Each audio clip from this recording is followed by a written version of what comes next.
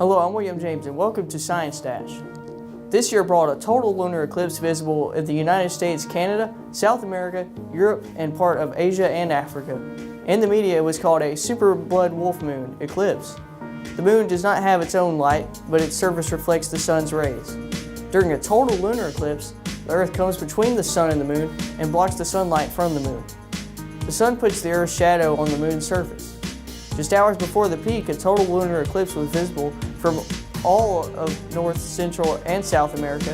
This is a supermoon eclipse because the eclipse occurs when the moon is at its closest point to the Earth. A lunar eclipse occurs when the moon passes into the shadow of the Earth. This causes the usually bright full moon to turn to a dark coppery red hint. This eclipse moon is being nicknamed the blood moon in the media. Did you see the super blood wolf moon? Don't worry, because if you didn't, the next supermoon is on February 19th, and then after that there's another one on March 21st.